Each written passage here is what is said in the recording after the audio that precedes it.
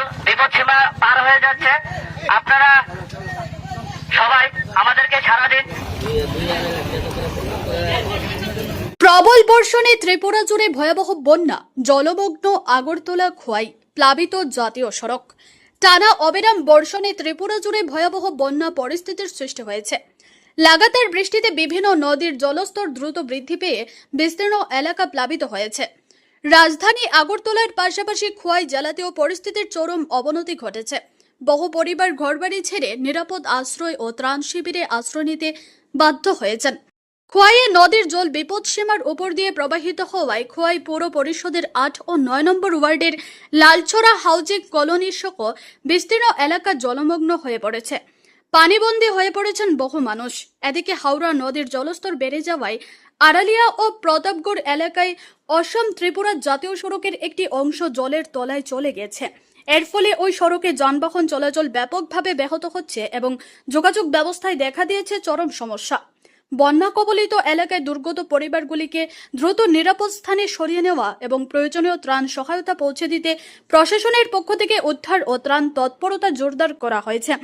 পাশাপাশি পরিস্থিতির উপর নজর রাখছেন প্রশাসনিক আধিকারিকরা। খোয়াইয়ের পরিস্থিতি সরজমিনে খতিয়ে দেখতে এবং দুর্গত মানুষের পাশে দাঁড়াতে বন্যা কবলিত বিভিন্ন এলাকা পরিদর্শন করেন সমাজসেবী বিনয় দেববর্মা, পৌর পরিষদের চেয়ারম্যান দেবাশিস নাথ শর্মা, মণ্ডল সাধারণ সম্পাদক রঞ্জন দাস এবং সভাপতি অনুকূল দাস। অন্যদিকে জাতীয় সড়ক প্লাবিত হওয়ার স্থান সহ সামগ্রিক পরিস্থিতি পরিদর্শন ও তদারকি করেন পশ্চিম ত্রিপুরা জেলার জেলাশাসক, জিরানিয়া মহকুমা শাসক সহ প্রশাসনের উচ্চপদস্থ আধিকারিকরা। ত্রিপুরা থেকে গোপাল সিংহের প্রতিবেদন। জিরানিয়া মহকুমার শাসকের পক্ষ থেকে বলছি, জল বিপদসীমা পার হয়ে যাচ্ছে।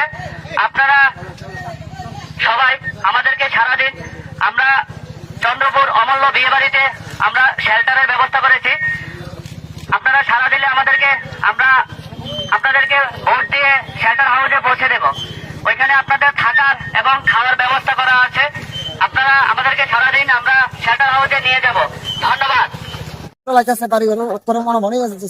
ওটা কি কালকে রাতে যে বৃষ্টি হয়েছে, এই বৃষ্টির জল? এই জলটা যে আইছে এটা কি সিঙ্গি চড়ার? এটা কোন জায়গা? লালচড়া বৃষ্টিল্লা তো কিতা মনে করেন জল কি আরো বাড়বো? বাড়তির দিকে চলছে না? বাড়তির দিকে চলছে। হ্যাঁ, নদীর ভাড়া যারা আছে তারা ভয় আছে। তো এখন অব্দি এই যে জল বাড়তেছে প্রশাসনিক লোক কেউ আইসিনি? না প্রশাসনের লোক কেউ আছে না, জানছে জানছে না মনে হয় বিষয়টা। না। আচ্ছা আচ্ছা আচ্ছা।